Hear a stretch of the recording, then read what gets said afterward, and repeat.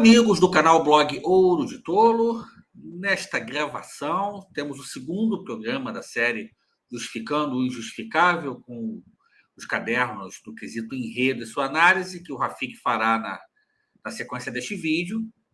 Estou aqui para dizer que inscrevam-se no canal, cliquem no sininho, tornem-se membros do clube de membros a partir de R$ 2,99 mensais. A partir de R$ 7,99 você tem direito ao grupo de WhatsApp do canal, fora outras recompensas em planos de maior valor, como, por exemplo, a caneca do canal e a camiseta e o copo. Né? Temos o nosso Pix, blogourotolo@gmail.com. No momento que esse vídeo fizer a estreia, o Superchat estará aberto. Quem for assistir depois do recurso não valeu demais. Sigam as redes sociais do canal. Informo que o próximo programa será ao vivo, na terça-feira, às 19 horas, sendo essa a programação da semana que vem, a princípio. Perfeito. Dito isso, rápidos comentários sobre o jogamento de enredo. O Rafik vai fazer as explicações na sequência desse vídeo, mas assim, um grande comentário que eu faria é que apenas um jurado percebeu isso, mas me incomodou um pouco os outros não terem percebido a questão do petróleo no Enredo da Tijuca. Embora hoje haja, né, o campo de gás de Manati, que é na Baía de Todos os Santos, o petróleo baiano sempre foi um petróleo extremamente terrestre. O Poço de Candeias, o primeiro poço do Brasil, é de 1938, se eu não me engano, é terrestre. Então, acho que faltou... E não é algo estritamente técnico, é uma informação que basicamente é uma informação pública. Então, acho que é o único comentário que eu faria sobre o jogamento de enredo. E parece que a Portela também foi julgada com um pouquinho de benevolência, mas, como eu falei no primeiro programa, me parece que isso foi meio que uma constante no julgamento. Mas o julgamento de enredo foi um julgamento a princípio... Lógico, você pode discordar de uma nota aqui, outra ali, uma justificativa outra ali, mas a princípio um julgamento bem ok. Né? O Rafael Rafik vai fazer os comentários sobre cada caderno de maneira mais detalhada. Né? A gente está fazendo gravado esse programa, por questões de agenda minha, nessa sexta-feira. A princípio, dos 10 programas, esse será o único gravado. A ideia é a gente encerrar a série dia 14 de abril, sexta-feira. Tá? Então, passo a palavra a vocês ao Rafael Rafik, nosso analista. E na terça-feira a gente volta ao vivo a partir das 19 horas. Ok? Grande abraço a todos e fiquem com o nosso analista. Boa tarde, né? Apesar de, aos poucos, à medida que eu for fazendo o vídeo, vocês vão perceber que o céu vai escurecer um pouco. Mas, obviamente, esse está sendo um vídeo gravado. Então, estamos aqui gravando. O Migão, um pouco antes de mim, falou alguma coisa que eu não sei o que ele falou, porque eu não vi o vídeo dele. Mas ele fez a abertura e agora eu vou comandar essa gravação sozinho até o final de hoje. O quesito de hoje, como já foi anunciado, é enredo. E antes de tudo, antes de começar, eu quero explicar que, apesar da gravação, como plano de agenda do Migão, eu estarei, não sei se o Migão vai botar para 3 ou 3h30, mas na hora que o Migão programar a subida desse vídeo inédito, aliás, não é inédito entre aspas, né? Ele vai ser inédito, né, para vocês, só não vai ser ao vivo. Mas a hora que ele programar a subida, eu estarei acompanhando o desenrolar do vídeo e estarei no chat disponível. Podem comentar que eu vou responder todo mundo da forma possível. Se alguém tiver alguma pergunta, eu vou responder a pergunta, só não vou responder no vídeo, vou responder no chat ou nos comentários. Então podem ficar à vontade. Será um tratamento, a live será tratada como uma live normal da Justificando o Injustificável. A única diferença é que, ao invés de responder ao vivo as perguntas de vocês, eu vou responder por escrito no chat, mas estarei acompanhando vocês na mesma hora que esse vídeo for ao ar. Tendo dito isso, vamos entrar realmente no nosso querido quesito enredo. É um quesito que eu tenho um carinho especial por ele, todo mundo sabe disso. Bom, inicialmente, eu sempre falo, eu não me canso de falar, isso serve para todos os 9 quesitos, mas especialmente para enredo, é fundamental que o jogador esteja integrado à festa, que ele conheça a festa, que ele acompanhe a festa, que ele entenda toda a ritualística, os signos, né, e a tradição da festa, para não fazer um julgamento injusto em alguns casos. Felizmente, eu posso garantir para vocês que pelo menos 3 dos 4 jogadores desse quesito têm esse conhecimento profundo, acompanham a festa há muito tempo. Antes de serem jogadores, eram fãs da festa, como qualquer um de nós aqui, que seja eu aqui falando ou vocês aqui acompanhando essa live. E claro, isso naturalmente se reflete num bom julgamento de enredo, né? Nós tivemos aí um julgamento de enredo que mais ou menos respeitou a escadinha dos melhores enredos com mais notas, dos piores enredos com menos notas.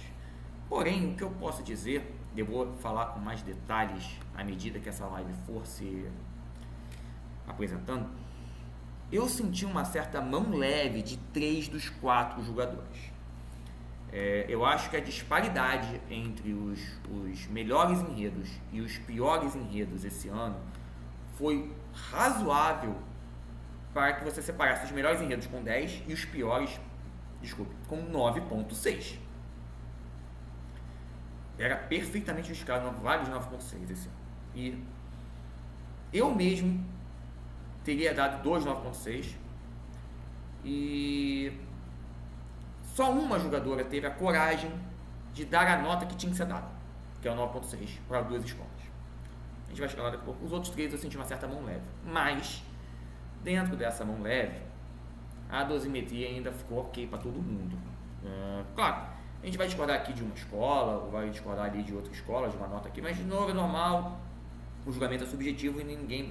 Se todo mundo concordasse com tudo, não precisaria ter 36 jogadores, era um jogador fazer tudo, né? É normal, o que não pode é destoar o tempo inteiro em todas as escolas, fazer uma dosimetria sem sentido, etc. Mas eu senti essa certa mão leve, eu acho que 3 dos 4 jogadores poderiam repensar isso para o ano que vem. Bom, tendo dito isso, vamos começar a análise caderno por caderno e, como sempre, vamos começar pelo módulo 1. O jogador Arthur Nunes Gomes. Eu sempre gosto de dizer que o Arthur é como um vinho, né? Ele melhora a cada ano. No início da Justificando, eu batia muito no Arthur. E à medida que ele foi ficando no júri, foi ganhando experiência, ele foi melhorando bastante. Há 2 ou 3 anos eu já elogio o caderno dele. Ano passado ele já tinha feito um ótimo caderno. E esse ano ele escreveu mais um bom caderno. Justificativas pertinentes, muito bem escritas. É fácil de você perceber o porquê que cada escola foi descontada. A dosimetria facilmente entendível. Mas eu tenho um porém aqui, especialmente em relação à dosimetria, né? Que é o 10 para o enredo da Vila Isabel, né? Que tinha uma quantidade considerável de problemas bem apontados pelos jogadores dos módulos 2 e 4, né? E ele deu 10. Ele e o Johnny no módulo 3 deram 10, eu vou chegar lá daqui a pouco. Eu acredito que se o seu sarrafo para nota 10 é um enredo óbvio e com falhas de representação como o da Vila Isabel, esse limite precisa ser repensado. Fica a dica para o Arthur nos próximos anos, porque se ele continuar achando que esse enredo da Vila Isabel é 10, ele vai dar 5, 6, 7 notas 10 todo o ano. Não vai ter muito jeito, o sarrafo está baixo demais. Além disso, no ano, como eu falei há poucos minutos atrás, em que a disparidade entre a relevância, a concepção e realização dos enredos ficou evidente no comparativo entre as escolas, uma escala de notas que para no 9,7, foi a pior nota dele, foi dada apenas para o Salgueiro, não dá a justa diferenciação entre os diferentes trabalhos realizados pelas escolas no quesito. Faltou uma prateleira. Muito simples, né? Você teve ali várias prateleiras. Você precisaria de 5 prateleiras para você organizar as escolas direitinho esse ano.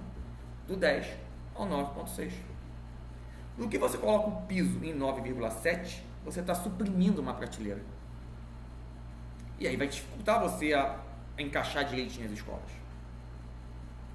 Talvez essa supressão na escala de dosimetria, inclusive, explique o 10 da Vila Isabel. Por quê? Veja, no que eu suprimir uma prateleira, eu vou ter mais dificuldade de encaixar as diferentes escolas nas prateleiras restantes. É natural que alguma escola que teoricamente deveria receber um 9,9, nessa supressão de prateleira, acabe subindo para o 10, porque o próprio jogador diz, não, mas essa escola aqui fez um trabalho melhor que outra que eu estou dando 9,9. Ah, então eu vou jogar para 9,8. Não, mas daí se eu jogar isso aqui para 9,8, não vai bater com as outras que bateram 9,8. E nessa tentativa de organização é natural que você joga alguém para cima e jogue com um 10 que seja mais discutível. Bom, fora aí, em relação ao caderno em si, não tem muito o que falar. Eu apenas vou dizer que em relação ao desconto dele para o Unidos da Tijuca, eu entendo o jogador, eu concordo com o jogador. Inclusive, não só eu concordo, como no meu julgamento fictício que eu fiz na terça-feira de carnaval, eu justifiquei uma das perdas de nota da Unidos de Tijuca exatamente pelo motivo que ele falou. E que vai ser mais detalhado pelo jogador do módulo 3, por isso eu não vou entrar em detalhes aqui em relação ao problema. Eu vou deixar o problema para o módulo 3, porque o jogador do módulo 3 escreveu com mais minúcias o exato problema. Mas eu apenas vou ressaltar aqui que, apesar de eu entender o ponto do Arthur em retirar o 10º da Tijuca por causa do problema do setor 5, que não faz muito sentido dentro do enredo, passou uma certa impressão, talvez por um uso não perfeito das palavras, de um certo, eu acho que seria melhor assim, a famosa chiste do jogador. De novo, eu vou repetir, não foi isso, tá? Tinha um problema, ele viu esse problema, ele só não conseguiu passar na justificativa o que realmente ele pensou, pelo menos na minha opinião. Fica aqui a dica para o jogador para pensar melhor um pouquinho as palavras, mas detalhe pequeno, nada demais. E eu quero terminar de falar do Arthur ressaltando uma justificativa dele que eu achei fantástica. Ele teve um olhar muito perspicaz para a ala da Portela sobre o desfile de 1972 e Luaí. Ele justificou uma das perdas de 10º da Portela, dizendo, aliás, uma não, a perda, né? Porque ele só tirou um 10º da Portela. Porque ele escreveu que essa fantasia em relação ao desfile e Luaí pareceu genérica e não valorizou a magnitude do antológico desfile de 1972. Engraçado, porque quando eu li o livro Abrielas, e lembrem-se que com o vazamento do livro Abrielas eu consegui ler esse livro antes dos desfiles, assim que eu olhei o croquis, eu tive a mesma sensação do jogador, a mesmíssima sensação do jogador. Do tipo, isso aqui não está refletindo o que foi Luaí para a história da Portela. E Luaí se destaca por ser um dos poucos enredos afros da história da Portela. Eu até posso aqui discutir se não é o único enredo nuclearmente afro da Portela, porque a Portela tem uma tradição enorme de, mesmo quando vai falar de enredos que passam pela temática africana, ela dá uma amenizada nessa temática. Não é um enredo que fala de África o tempo inteiro. Temos vários exemplos. O último foi o ano passado, do Baobá, que é um enredo teoricamente bastante afro e que na Avenida foi bem diluído esse afro. Falou, mas teve ali uns 2 ou 3 setores que não falaram tanto assim, não era bem afro. Então assim, talvez Iluaê tenha sido o único desfile de cabo a rabo afro da Portela. Talvez só 94 a gente possa tentar discutir aqui, mesmo assim é discutível. E realmente, uma fantasia toda chapada num azul escuro não passou um pingo da africanidade necessária para contar essa parte do Centenário da Portela. O efeito eu já olhei no livro Abre Alas e falei assim, isso tá estranho. Mas vamos ver na avenida, né? Afinal de contas, o livro Abre Alas apresenta um mero desenho, um croquis. Não raras vezes, inclusive, a fantasia aparece ligeiramente modificada em relação ao desenho do Abre Alas, é normal e não há nenhum problema nisso. Bom, vamos esperar essa fantasia passar na avenida. E quando passou na avenida, foi pior ainda. Foi um azul totalmente chapado, um azul escuro, pesado. Não passou nada de África. Não passou nada de África. Talvez pudesse até ter alguma estampa africana na fantasia, não estava tão perto a ponto de conseguir pescar isso.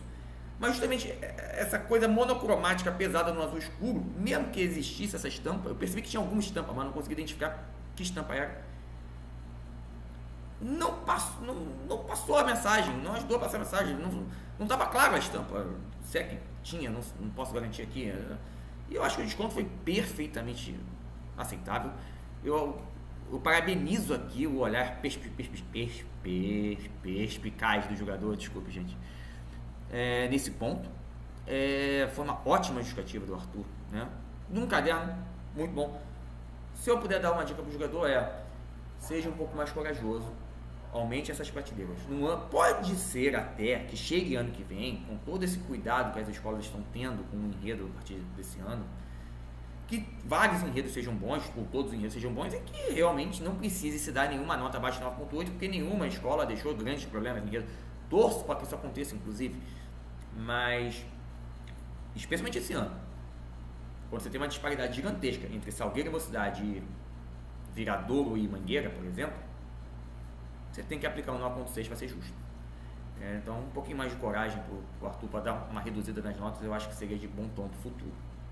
Mas, de novo, um bom caderno coerente, com justificativas dentro do quesito, bem feitas, claras e com uma dosimetria facilmente entendível. Bom, vamos para o módulo 2, jogadora Carolina Vieira Tomás. Pelo segundo ano consecutivo, a Carolina foi a melhor jogadora do quesito, da minha visão, por léguas. Não só porque ela teve justificativas extremamente bem vistas, bem analisadas, bem estudadas.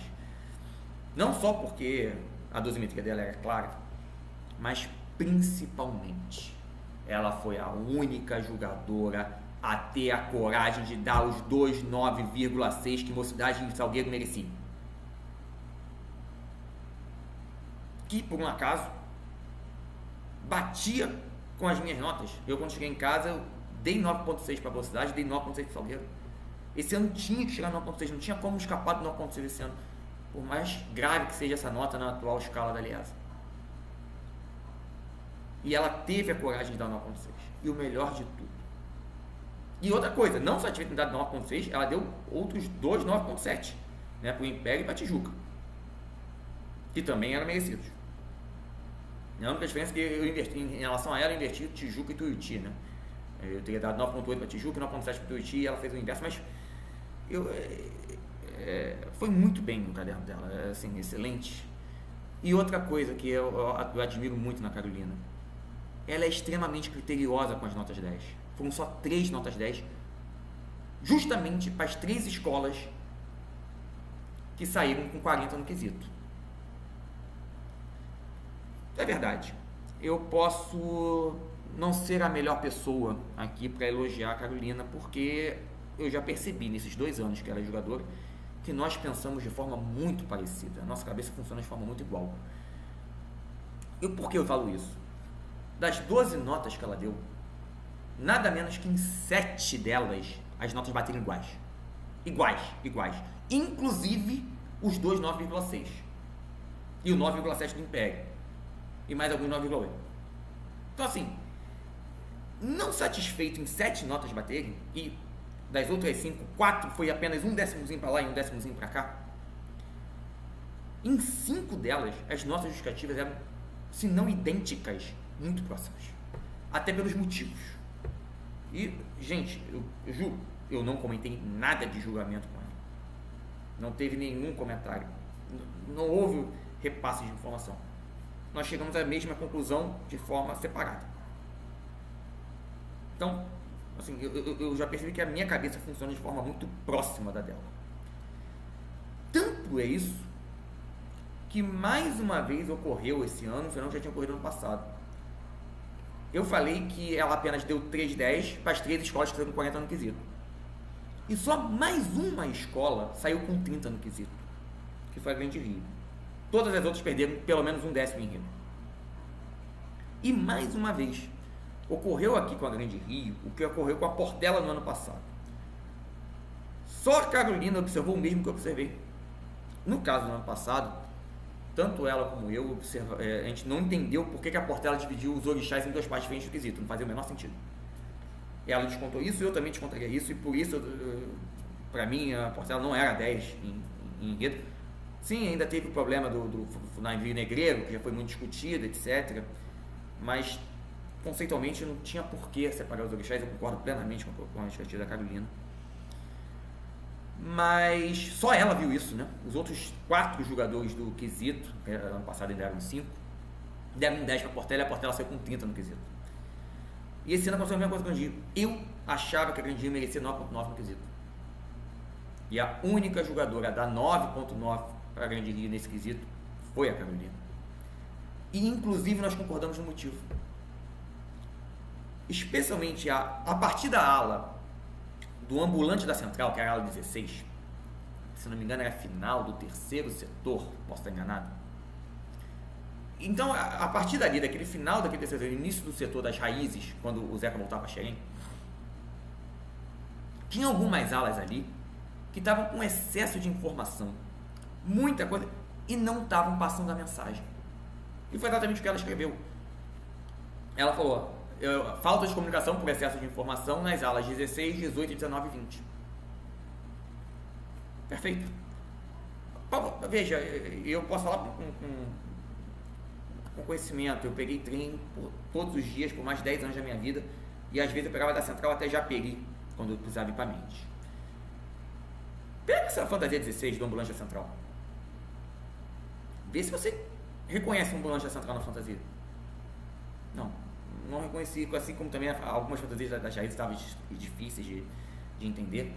O 10º foi muito bem retirado, mas só a Carolina no júri pensou assim, os outros 3 deram 10. E aí é uma coisa minha, nenhum jogador escreveu isso, muito menos a Carolina, mas é uma coisa minha. Eu acho que a escola também cometeu um outro pecadilho. Lá no início, no carro Abre Alas, a própria escola, o livro Abre Alas, diz que começa o enredo procurando o Zeca na igreja de São Jorge, em Quintino, na festa do dia 23 de abril. Pois bem, quem conhece essa festa sabe que a cor predominante é o vermelho. Todo mundo usa vermelho. Pode ver, tem imagem no YouTube, você só vai ver vermelho. E você não vai ver nenhuma imagem de Ogum. Porque, por mais que a Igreja Católica até ultimamente tem sido um pouco mais benevolente com essa rigidez, mas ainda assim ela tem os seus limites. Ela não vai aceitar imagens ou referências a orixás em festas católicas. Você não vai ver nenhuma imagem de Ogum nessa festa, muito menos azul. Por mais que eu entenda, tem um motivo, algumas vertentes do Candomblé do Rio de Janeiro usam azul para Ogum, mas na Umbanda, aqui no Rio de Janeiro, a cor é o vermelho. É essa a cor que é usada nessa festa. Então eu não via motivos para ter uma escultura azul de Ogum no carro Abre Alas da Grande Rio, a partir do momento que ela está procurando o Zeca na igreja de São Jorge, em Quintino. Mas é uma questão minha. Eu estou apenas aqui falando um extra, porque nenhum jogador descontou isso, tá? Deixa isso bem claro. Mas vamos continuar aqui o caderno da Carolina. Eu também acho muito importante ressaltar que as justificativas, tanto das duas notas 0,6 como das duas notas 0,7, foram bastante detalhadas, e todas elas pertinentes ao quesito. Ela ficou perfeitamente a dosina que utilizada, e por que ela foi muito mais rígida com essas 4 escolas, chegando 3 ou 4 décimos. Os problemas, em muitos casos, eram evidentes, mas ela escreveu muito bem. Ninguém pode reclamar. Ninguém pode reclamar. E eu faço questão aqui de ressaltar quando ela percebe um erro da mocidade, e na minha opinião até um erro grave, quando ela propõe um paralelo na minha opinião, não sei se inexistente, mas se não é inexistente, não foi conseguido provar isso, nem via conceito, nem via realização, entre as peças de xadrez nordestinas do Alto do Moura e a obra surrealista de Mestre Galdino. Até onde eu sei, inclusive, essas peças foram criadas por outro artista, que era a Marliette, que era homenageada em outra parte do enredo. E se realmente essas obras surrealistas de Mestre Galdino, e Mestre Galdino ele tem uma coisa muito própria, ele tem uma linha muito própria no Alto do Moura, desse surrealismo, que não foi muito seguida. O próprio Vitalino não seguia, até porque Galdino não teve contato com Vitalino. E essa parte ficou muito estranha, mesmo que o Marcos tenha pesquisado bastante e tudo mais. E Marcos é um excelente profissional, ele conhece muito bem essa arte nordestina. Ele fez madeira matriz de forma maravilhosa na Rocinha, no acesso, que é teoricamente até mais difícil, sobre J. Borges, né, estilogravura. Mas ele não conseguiu passar isso, nem no Viva Brialas e nem no desfile. E a jogadora, muito bem pontuou isso aqui. E é um erro de conceito, na minha opinião, um tanto quanto pesado, não sei se a palavra certa é pesada, mas é um erro um tanto quanto grave e tem que ter um desconto a mais mesmo, né? Realmente. E não era só esse o problema da mocidade, ela descontou muito mais coisas. E outra coisa, de novo, aqui eu entendo perfeitamente as dificuldades que o Marcos teve para fazer esse enredo, afinal de contas, já não era um enredo de fácil leitura, com todos os problemas que todo mundo sabe que a mocidade teve para levantar o carnaval, ficou mais difícil, mas aqui nessa parte específica eu acho que talvez o Marcos poderia levar isso como lição para os próximos anos, tentar melhorar isso, porque eu acho que mesmo se ele tivesse tido tempo, dinheiro, etc., eu não sei se ele conseguiria resolver esse setor, ele não ficou bem feito ainda.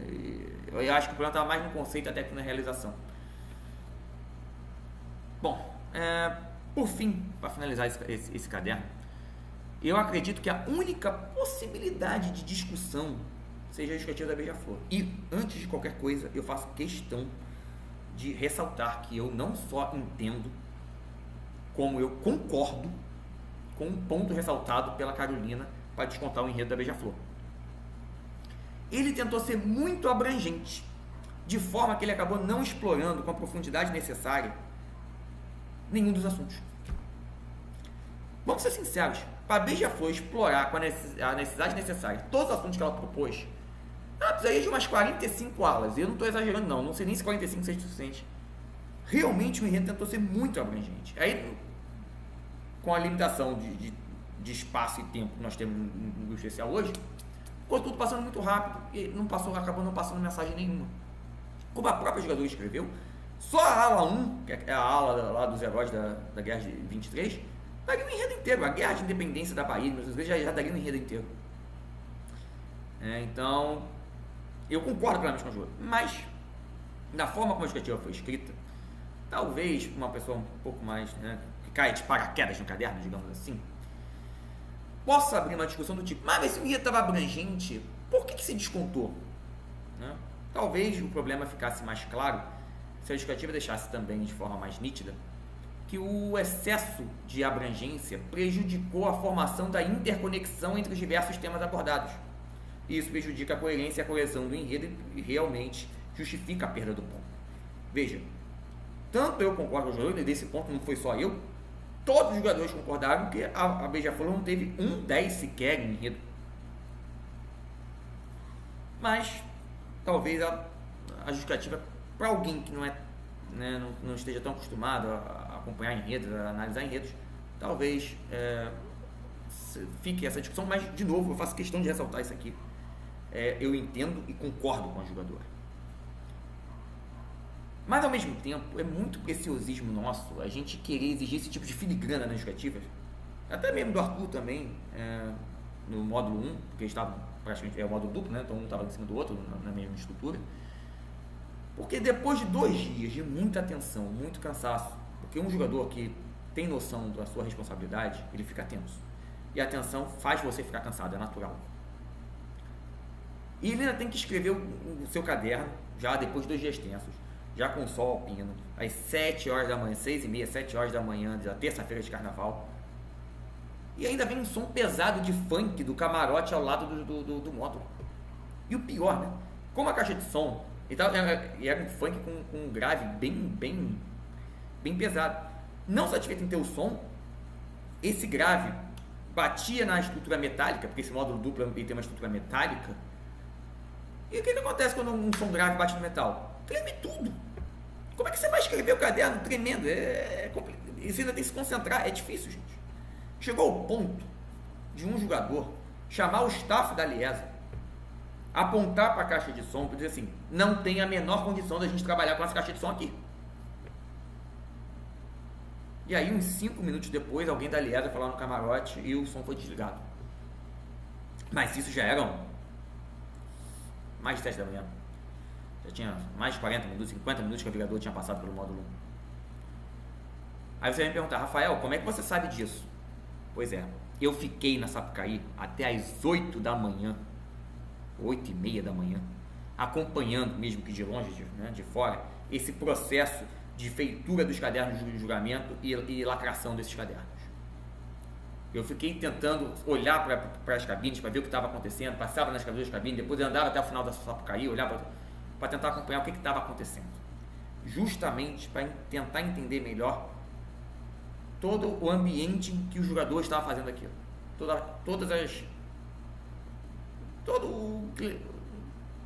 que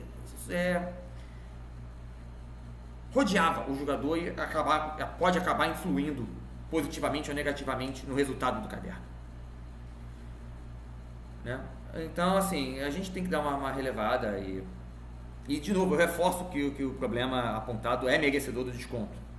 E mesmo com a benevolência dos outros 3 jogadores na dosimetria, a Beija-Flor não ganhou nenhum 10. E aqui, para encerrar isso aqui, eu tenho que fazer um desagravo. As pessoas começam a reclamar de cor. As pessoas sempre... Eu não sei porquê, as pessoas têm um fetiche por currículo que é inexplicável. E muitas vezes, a minha prática aqui na Chicano mostra isso, o currículo não vai dizer quem é um bom, quem é um mau jogador. Nós já tivemos jogadores com currículos maravilhosos, que fizeram julgamentos tenebrosos, que não ficaram nem um ano no júri, tamanho foi a ruindade do julgamento. Eu não vou dar nomes aqui por respeito aos jogadores, até porque acredito que eles sejam muito competentes nas suas áreas profissionais, apenas não foram bons jogadores. Mas eu tenho vários exemplos disso. E muitas vezes jogadores que teoricamente não têm currículo são os melhores jogadores. E as pessoas reclamam da falta de currículo sem base, sem olhar o caderno, sem me apontar um problema. E aqui eu vou dizer, a farmacêutica, de novo, foi a melhor jogadora de enredo. Quiçá a melhor jogadora do julgamento como um todo. Eu já analisei 2/3 dos cadernos, faltam só os quesitos musicais.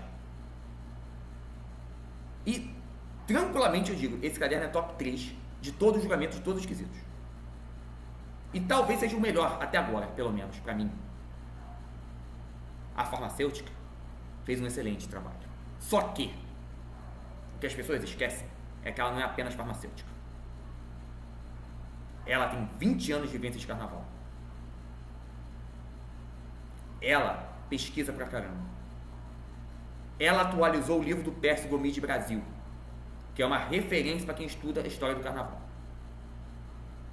Para quem não sabe, Pércio Gomes de Brasil é considerado até hoje o melhor jogador que já passou no júri da Liesa, talvez na história. Ele ficou quase 10 anos, até a sua morte agora em 2021, se não me engano. E poucas pessoas sabem disso.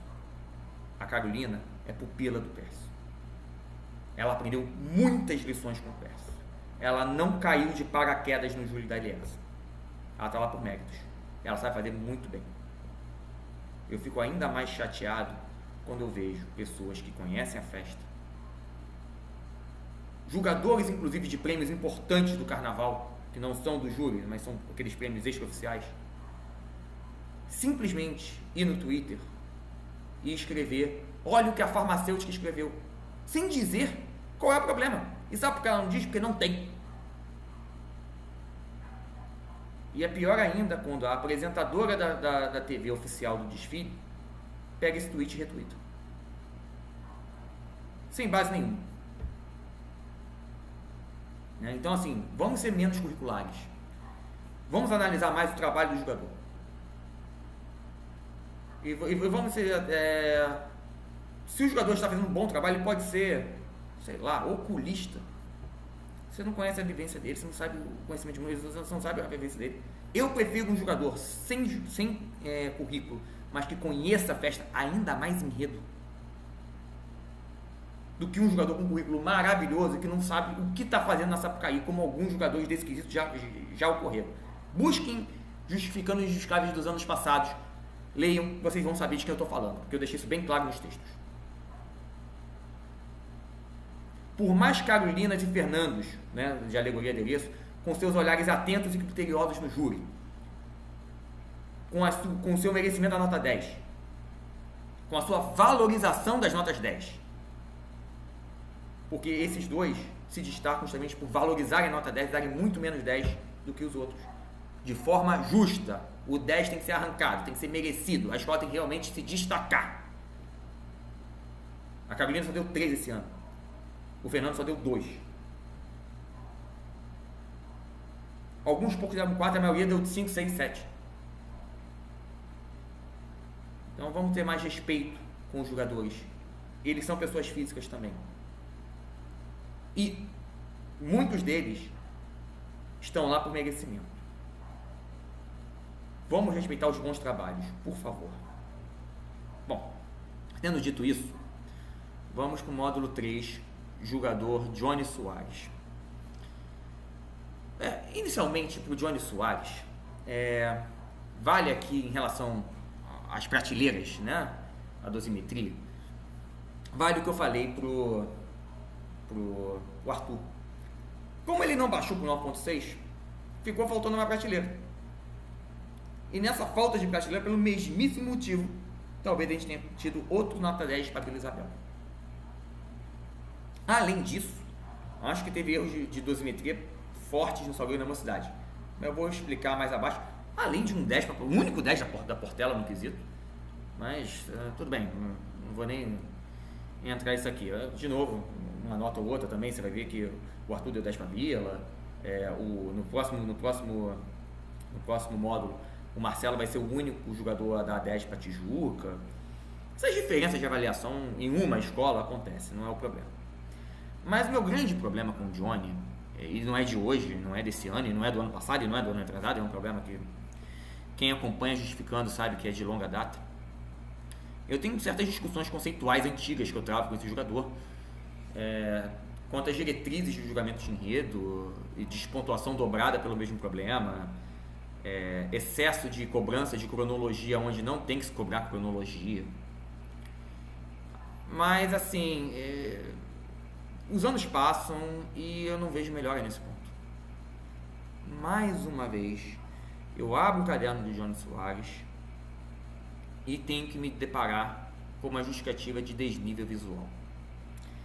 Ele já tinha feito isso para a Imperatriz ano passado, e agora esse ano ele despontuou o Império, abre aspas, pela falta de criatividade da representação do elemento cenográfico, o que é o amor, que apresentou grande desnível visual, assim como o tripé caciqueando no fundo de quintal ao pé da Tamarineira. Eu tenho que falar mais uma vez que a criatividade no enredo é totalmente diferente da criatividade de alegorias, adereços e fantasias. A criatividade do enredo, quando o Manual de Jogador fala em criatividade no quesito enredo, ele está falando em relação ao recorte do enredo, a forma como a escola vai passar a mensagem. Enredo é mensagem. Não cabe ao jogador de enredo analisar se está feio, está bonito, está esteticamente ok, esteticamente... A não ser que esse problema na estética não permita passar a mensagem necessária para o enredo, o que não é o caso, ele não escreveu nada sobre isso em relação. em relação ao Império, o jogador de enredo não pode ficar avaliando se está bonito, se está feio. Não cabe ao quesito enredo analisar a beleza. Quer analisar a beleza? Vai para fantasia, vai para alegoria. Tá precisando, inclusive, tá? Os dois quesitos estão precisando de jogadores bons. Mas assim, eu acho que não é a primeira vez, eu acho que não é a segunda, e não é a terceira, se não me engano é a quarta, que eu falo a mesma coisa do caderno do Johnny. Desnível visual não é critério de julgamento do quesito enredo. Pode ir no manual, gente. Eu sei o que eu estou falando. Bom, aí você vai me perguntar assim, eu vou dar outro exemplo. Você vai me perguntar então Rafael, o que o jogador tem que despontuar no quesito enredo? Já que ele não pode despontuar problemas plásticos, visuais e artísticos. Muito simples. E o exemplo poderia estar no próprio tripé que o jogador apontou na justificativa, né? O caciqueando no fundo de quintal, ao pé da tamarineira. O próprio tripé apontado, isso está no livro Abrialas do próprio Império Serrano, ele deveria, ao menos teoricamente, simbolizar a famosa tamarineira plantada no cacique de Ramos. Agora eu te pergunto, vejam esse tripé. É aquele tripé do emblema do cacique de Ramos, que metade era vermelho e metade era verde. Olha aquele tripé. Qual é o elemento daquele tripé que me passa a mensagem de que aquilo representa uma tamarineira? No máximo, estourando com muita benevolência, você vai me dizer a cor verde da parte esquerda do tripé. Mesmo assim, o verde chapado que eles usaram não dava em nada qualquer aspecto de árvore naquele tripé. Ou seja, aquele tripé deveria representar uma tamarineira no enredo e não estava representando uma tamarineira no enredo. Isso o jogador de enredo tem que apontar. Isso sim é um problema de enredo. A mensagem não está sendo passada corretamente para quem vê o desfile. Não é a feiura eventual do tripé, o desnível visual do tripé que ele tem que apontar. Tanto é isso que nenhum outro jogador escreveu justificativa sequer próxima disso. Eles sequer tangenciaram qualquer coisa de desnível visual, problema plástico, alguma coisa, porque eles sabem que isso não é questão de julgamento em enredo. Pois bem, continuando. Depois, na mocidade, ele também incorre mais uma vez, não é a primeira vez que eu reclamo a mesma coisa do caderno de Johnny Soares, em uma coisa que em direito penal nós chamamos bis in idem. Ou seja, você penalizar a mesma falta, a mesma conduta duas vezes. Isso em direito penal, inclusive, é um erro. Normalmente, quando se usa foi bis in idem, é para dizer que você está reformando uma sentença penal que puniu duas vezes o indivíduo pelo mesmo crime. Isso é uma coisa atécnica, inclusive, no direito penal. E ficou para mim, e acho que não só para mim, a clara impressão de que ele fez exatamente isso na mocidade. Por quê? Ele vai na mocidade e retira ponto em conceito porque o setor 3 tem argumentação frágil e não consegue elucidar a correlação entre o surrealismo de Galdino e as peças de xadrez, com a proposta se mostrando hermética e complexa. Bom, eu aqui já tenho problemas com o uso da palavra hermética, porque eu acho que o jogador ele tem que tomar um cuidado de ser o mais abrangente possível em relação ao público que vai ler. Ele tem que tomar cuidado de usar palavras que sejam de uso comum, digamos assim. E hermético não é uma palavra tão fácil assim de conceituação. Nem tantas pessoas sabem exatamente o que significa hermético. Mas tudo bem, eu sei o que significa hermético, eu entendi o que ele quis escrever e realmente faz todo sentido em relação aos problemas do setor 3, que eu já dei uma palhinha no setor anterior, no módulo anterior, quando eu falei do caderno da Carolina. É mais ou menos a mesma coisa. Tá aí, tudo bem. Beleza, ele descontou em conceito. Aí ele vai para a realização e retira ponto em realização do mesmíssimo setor 3, porque as fantasias não traduzem seus significados na avenida, sendo de difícil compreensão. Ora, mas esse é exatamente o problema de conceito do setor 3 que ele apontou em conceito. No fundo, Ele apenas descreveu o mesmo problema com outras palavras e descontou 2 vezes o mesmo problema. E detalhe, como eu falei, o enredo da mocidade tinha tantos problemas, de realização especialmente, que ele não precisava usar esse subterfúgio para tentar justificar uma nota menor para a mocidade. Sabe? Além de, na minha opinião, a técnica, punir 2 vezes a mesma coisa na escola, no mesmo quesito. Ele não precisava usar isso. Se ele quisesse realmente punir a escola, tinha várias outras coisas para punir. Eu não entendi.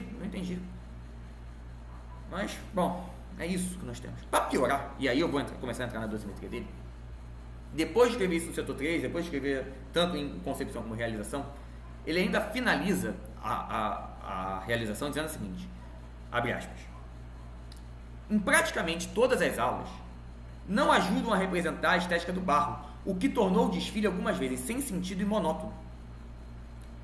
Ele mesmo, o próprio jogador, escreve na justificativa que um problema relativamente grave ocorreu na escola praticamente inteira e ele só retira mais 1/10 de realização. Na minha opinião, aqui está um erro claro de dosimetria do caderno. E digo mais, se ele tira mais 1/10 de realização aqui, ele chega ao 9,6 que eu tanto defendo para a mocidade. E é a mesma coisa que acontece em relação ao enredo do Salgueiro. O enredo do Salgueiro, no caderno do Johnny, recebeu a mesma nota de Tijuca, Império e Tuiuti. Gente, o enredo do Salgueiro claramente estava uma prateleira abaixo desses 3. Tanto é que foi um jogador da 9.8 para o Salgueiro. Todos os outros eram 9.7 ou 9.6 da Carolina. Então, vamos lá. Qual foi o problema então, Rafael? De novo, então, vamos ter que falar de dosimetria. Por quê? Vamos lá. Abre aspas mais uma vez para o jogador. Retira 1/10 devido à falta de um fio condutor para unir os argumentos da história, cuja narrativa foi construída de forma fragmentada, o que dificulta o encadeamento e prejudica a coesão da roteirização e seu entendimento. O homenageado que inspira o enredo, João 30, não acompanha o desenvolvimento dos setores, sendo apenas lembrado na comissão de frente. Contudo, abre alas, que sinaliza seus devaneios oníricos, seria a conexão do enredo. Infelizmente, essa conexão não é clara ou percebida. Só antes, uma rápida explicação, quando ele fala que abre alas, é o livro Abre Alas, tá? Não é o carro Abre Alas. Vejam, essa é uma descrição perfeita de um problema grave de estrutura argumentativa e, de novo, enredo é mensagem. Se você tem um problema grave de estrutura argumentativa, é aqui que você tem que ser rígido. Ele descreve um problema grave de estrutura argumentativa que permeia absolutamente o enredo inteiro da escola, descumpre de uma só vez os 3 critérios de julgamento de concepção de enredo, e ele só tira 1/10. Acredito que aqui está o problema, né? Se ele faz uma dosimetria mais correta, um problema gravíssimo como esse, ele descontaria de uma só vez 2/10 ou até 3/10. E aí nós chegaríamos numa nota 9.7 ou 9.6, muito mais condizente para o Salgueiro. Então assim, é um caderno que teve seus problemas. Ao menos, devo admitir que, pelo menos esse ano, ele não exigiu cronologia desnecessária. Ele não puniu nenhuma escola em cronologia. E até engraçado, né? Porque talvez a Portela tivesse deixado até um problema claro, né? Um enredo totalmente cronológico, uma cronologia quebrada nos carros. Inclusive, seria, caso eu fosse jogador, a minha justificativa para a retirada de 1 dos 10 da Portela. E, bom, pelo menos ele não só deixou passar, como deu teste ainda para a Portela, né? Mas tudo bem, ok, eu prefiro que ele não mexa nas cronologias do que ele exigir cronologia onde não tem que exigir. É um problema antigo dele. Mas assim, para encerrar, para não dizer que eu só massacrei o Johnny, mesmo com as nossas divergências, eu tenho que reconhecer que ele tem um bom olhar para certas situações. Ano passado, ele foi o jogador que descontou o bonde branco da Vila, né? Vamos ser sinceros, né? Que aquele bonde branco não fazia o menor sentido no enredo sobre Martim da Vila. Quando eu falo bonde branco, não é porque o bonde é branco não, tá, gente? Estou falando dos manequins, né, das esculturas representando pessoas que estavam bem brancas, que não eram representativas do bairro da Vila Isabel, muito menos da Vila do Martim. Nesse ano, eu acho que o maior acerto dele foi justamente descrever com clareza o problema do setor 5 da União da Tijuca. Aquele problema que eu falei do Arthur, que ele estava correto, mas talvez não tenha usado as melhores palavras. E aqui eu vou entrar com mais detalhes nesse problema. Segue o texto. E eu vou abrir aspas mais uma vez para o jogador. Retira-se um décimo do setor capítulo 5 do reino, que mistura ecossistema, ou seja, o real, e lendas, ou seja, simbólico, em um mesmo subtema, prejudicando o perfeito entendimento da narrativa. 3 alas nesse setor, 19, 21 e 22, são ilhas cujas simbologias e lendas são descritas no abre-alas. Já a ala 20, Ouro Negro, aborda o petróleo na Baía de Todos os Santos, parecendo um apêndice deslocado na roteirização. É isso! Ele explicou perfeitamente o problema. Por mais que aceitemos a licença poética do carnavalesco, o reino de Aiocá, que, para quem não sabe, é apenas um dos nomes possíveis para Iemanjá, ele fica no fundo da Baía de Todos os Santos. Ou, de modo geral, para não dizer que era da Bahia, obviamente, o reino de Iemanjá não está só na Baía de Todos os Santos. Iemanjá é o orixá do encontro da água doce com a água salgada. Então o local dela é justamente baías, enseadas, ou praias, né, próximo da costa, não o mar profundo. Porque aí o mar profundo já seria, entre aspas, o território de Olocum, que é até um orixá cujo culto não pegou no Brasil. Isso é uma questão acadêmica muito interessante de se discutir, mas não vem ao caso aqui. E também não pode ir para a terra, porque a água doce é Oxum. E veja, o petróleo da Bahia não fica na Baía de Todos os Santos. O petróleo do estado da Bahia não fica na Baía de Todos os Santos. Ou ele já fica bastante terra dentro, foram as primeiras explorações petrolíferas do Brasil, ainda na época de Getúlio Vargas, quando criou a Petrobras. Ou ele já fica 12, 14 quilômetros para fora da costa. Claramente, entre aspas, no território de Olocum. Ou seja, o petróleo não fica no reino de Aiocá. O que ele está fazendo no reino de Aiocá? Isso sem contar quando ele fala de manguezal. Detalhe, o reino de Aiocá, teoricamente, seria o fundo da Bahia. Ele fala de manguezal, que também não fica no fundo, as próprias ilhas, que são afloramentos, mas até aí, ok, vamos relevar a licença poética que a gente tem que permitir mesmo do carnavalesco. Mas realmente, petróleo pegou pesado. Pegou muito pesado. Essa aula não te faz um erro total de roteirização aqui. Bom, mas apesar desse detalhe, dessa boa justificativa, eu tenho que terminar esse caderno ressaltando que são vários anos consecutivos escrevendo os mesmos pontos, as mesmas reclamações, os mesmos problemas do caderno sobre este jogador. E eu realmente acredito que isso acaba interferindo no resultado da avaliação do mesmo. Sabe, são vários anos com os mesmos problemas, sendo a técnico, e no caso até do engenho visual, fugindo do manual do jogador. Bom, eu não sei, fica aí não sei se a Liesa poderia falar com ele com mais calma. Ele é um dos jogadores mais experientes do Ju, ele tem 13 anos tem 13 desfiles na conta. Ele, mais experiente que ele, só o Rafael David de comissão de frente. Já deveria, né? Essa experiência já deveria estar tendo julgamentos mais coerentes com o manual do jogador, na minha opinião. Bom, vamos lá. Módulo 4, Marcelo Figueira. O Marcelo é outro jogador de bom histórico, né? E mais uma vez fez um julgamento com uma dosimetria coerente dentro do próprio julgamento dele. Mas eu senti ele bem mais benevolente esse ano em relação aos outros anos. Ele, de modo geral, é um jogador que nunca teve muito medo de aplicar 9,7, eventualmente até 9,6 quando o 9,6 é necessário. Mas nesse ano, em que pelo menos 3 enredos eram extremamente complicados, né? Império e Mocidade Salgueiro, ele só soltou um 9,7 para o Salgueiro, um 9,8 para a Mocidade, 5,10 e 5,9,9.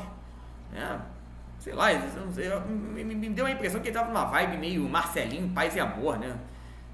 Vamos ver se vai ser uma nova tendência do jogador. Eu espero que não, eu espero que ele volte a ser criterioso.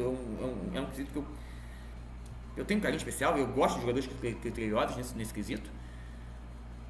Mas vamos ver se vai ser uma tendência futura ou se foi apenas uma exceção, um momento da vida que está passando, eu não sei. Vamos acompanhar, mas pelo menos, em relação às justificativas, não tem que se comentar aqui. Todas elas são pertinentes ao que se viu na avenida, dentro dos critérios do manual do jogador. Apesar dessa falta de prateleiras, você não vê uma escola que ganhou um 10 e uma que ganhou um 9.9 que estava melhor que a outra. Então, dentro das possibilidades com prateleiras muito reduzidas, ele ainda conseguiu encaixar direitinho.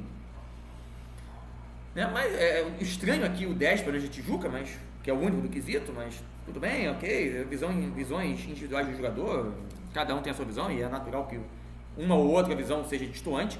Por isso existe o descarte, justamente para tirar essa visão distoante, que não necessariamente é errada, é apenas uma opinião divergente, e é perfeitamente normal quando se julga uma arte algo totalmente subjetivo, como são os desfiles das escolas de samba. Eu mesmo, por exemplo, daria 9.9 ou até 9.8 para o enredo da Imperatriz, e é um enredo aclamadíssimo, foi estandarte de ouro, ganhou 40 do júri, e isso não quer dizer que eu esteja certo ou esteja errado, eu apenas tenho uma visão diferente. Mas dentro da própria dosimetria utilizada pelo Marcelo, eu acho que os problemas que ele apontou para Beija-Flor, quais foram? Excesso na representação de todo o setor 5, né? Aquela coisa, excesso de cultura e não ficou muito bem amarrado. O excesso de legendas em todo o setor 4, que a gente já falou aqui, que é o setor dos movimentos sociais, que tinha legenda para tudo quanto é lugar, poluiu demais, passou do ponto, ficava até difícil a gente entender, usou demais legenda, muito além da conta, passou do ponto. E os figurinos dos destaques do tripé 1 e da ala 1. Isso tudo. Se você olhar as 5 escolas, as outras 4 escolas que ganharam 9,9 e a Mocidade que ganhou 9,8, a quantidade de problemas descritos para Beija-Flor é muito mais próximo do que ele descreveu para a Mocidade do que para qualquer outra das 4 escolas que ele deu 9,9. Então, eu particularmente acredito que a problematização de 2 setores inteiros da escola, da Beija-Flor, ou seja, 40% da escola, e mais uma quantidade razoável de figurinos na abertura, justificaria a perda de 2 décimos. Porque, em relação à quantidade e gravidade de erros, dentro do que o próprio jogador justificou no caderno dele, esse se aproxima muito mais de 9,8 da Mocidade do que dos outros 9,9. Mas, de novo, é um décimo para lá, um décimo para cá, não ia fazer muita diferença. Seria a nota descartada, não alteraria aliás, não seria a nota descartada, não. Tudo bem, diminuiria um décimo a Beija-Flor, mas, de novo, é um décimozinho, um problema pequeno, em todo um caderno bem feito, apesar da dosimetria muito achatada, não é um caderno bem feito, uma nota ou outra, é aquela coisa que acontece. É só, de novo, até uma dica para o jogador, talvez prestar atenção nisso no futuro, né? É só um pequeno alerta, nada que comprometa a qualidade do caderno, né? Mas eu queria finalizar a live, aliás, não é a live, daqui a pouco tem as recomendações, mas o caderno dele e os cadernos de enredo como um todo, ressaltando uma percepção excelente que ele teve na justificativa da Vila Isabel. Ele tirou décimo da justificativa da Vila Isabel porque ele reclamou, com muita propriedade, de um excesso de detalhes em dourado na fantasia das baianas, que representavam a lavagem do Bonfim e Oxalá. Bom, quem conhece um pouquinho de candomblé umbanda sabe que Oxalá, a cor de Oxalá é branco. O dourado acaba chamando demais a atenção e é um erro na representação do enredo. Ele tem toda a razão, eu me penitencio por não ter visto isso no desfile. E acho que nenhum dos outros jogadores avaliaram isso. Ou pelo menos não escreveu na justificativa. É muito perspicaz. Veja, tudo bem, a gente entende que uma fantasia toda chapada no branco não atende à carnavalização necessária, né, que se exige de uma escola de samba, da beleza, etc.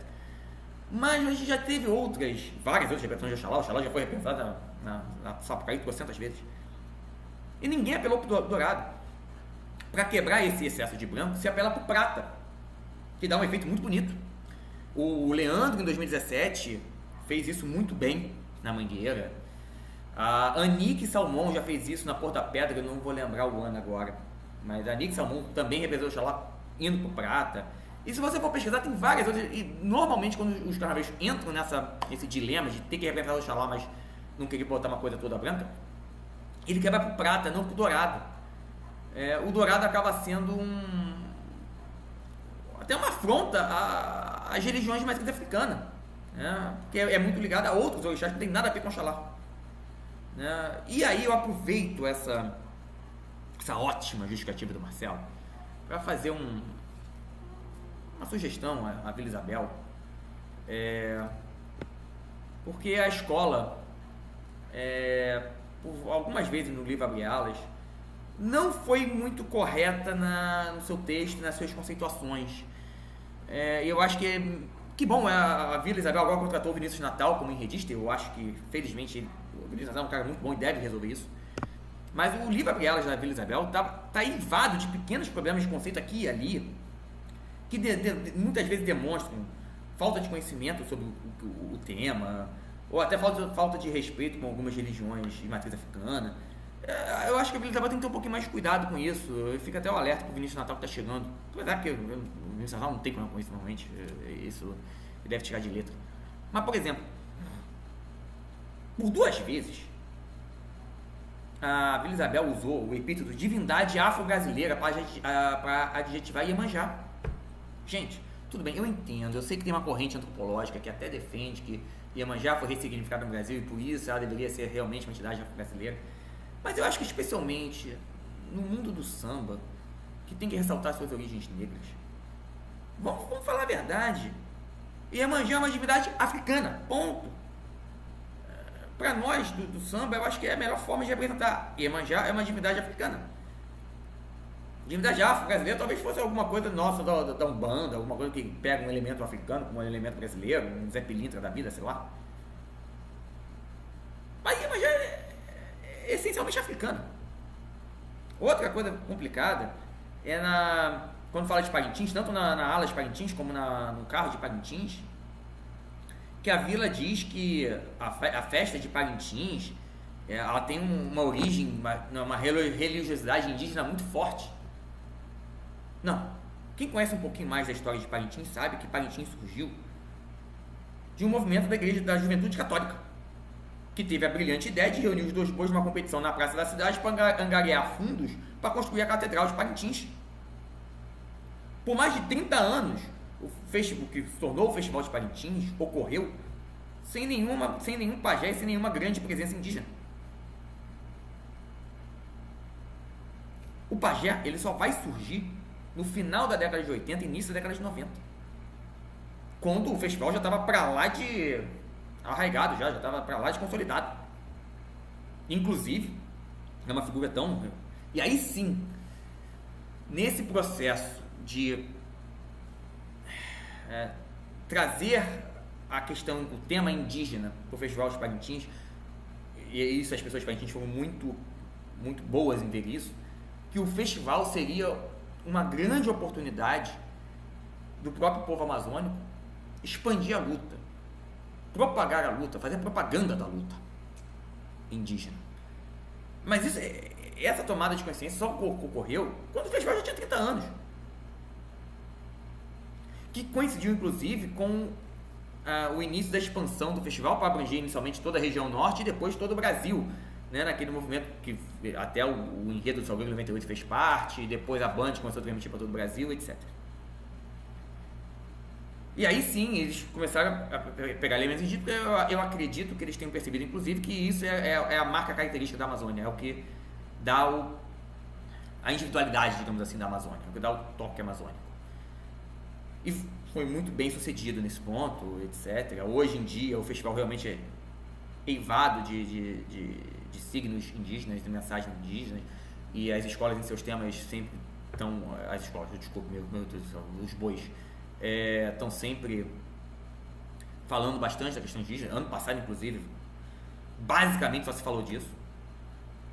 E especialmente ano passado, começa a ver um pouco da entrada da questão negra nos bois, que não estava tanto assim.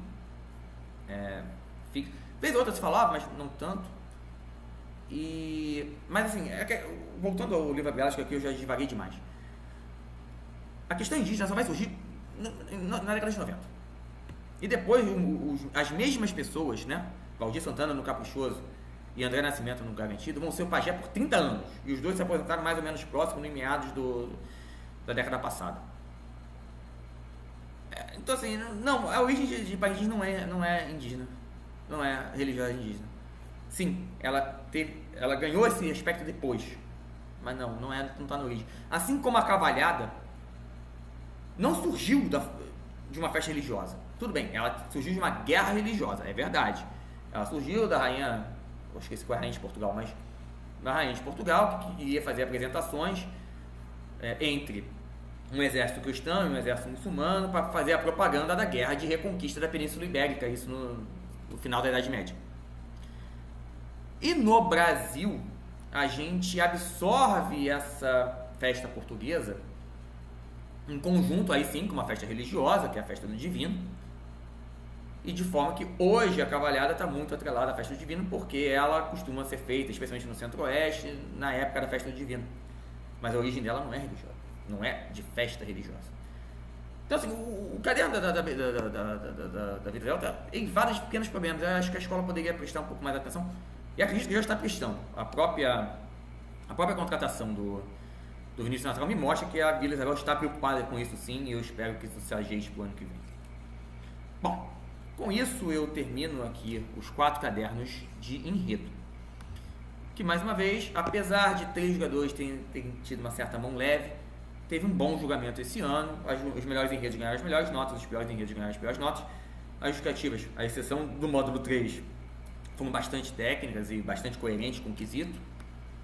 Então acho que foi um bom julgamento de enredo, mais uma vez se destacando por um bom julgamento no total da Liesa. Bom, vamos para as recomendações que eu faço para a Liesa em relação ao quesito enredo. E desde já aqui eu vou pedir um pouco de desculpas ao público. Normalmente a gente coloca aquele PDFzinho, um PowerPointzinho bonito para vocês na tela e tudo mais, mas essa live gravada a gente não está usando o StreamYard, e é com o StreamYard que a gente consegue fazer isso. Então eu não consigo botar aqui na tela o PDFzinho bonitinho para vocês lerem. Mas são só 2 recomendações, coisas pequenas. Então eu vou só ler aqui e vou explicá-las.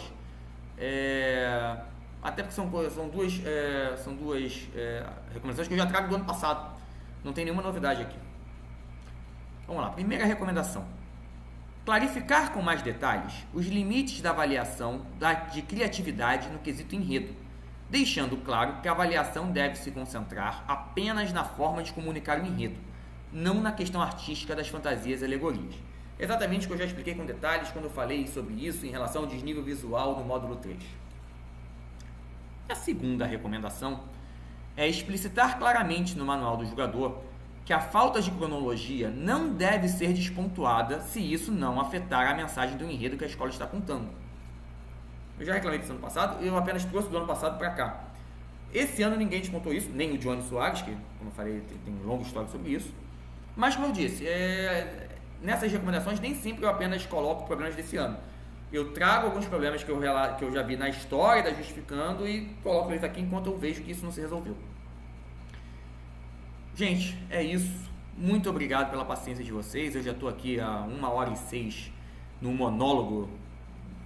Talvez tenha sido até talvez um pouco chato para vocês, mas a gente preferiu fazer isso do que atrasar a série. E, se tudo der certo, espero vocês na terça-feira, dia 21, às 7 horas da noite, numa live ao vivo, para falar sobre o quesito fantasias. É isso, gente. Boa tarde, boa noite, bom dia. Muito obrigado. E até terça-feira, se tudo der certo.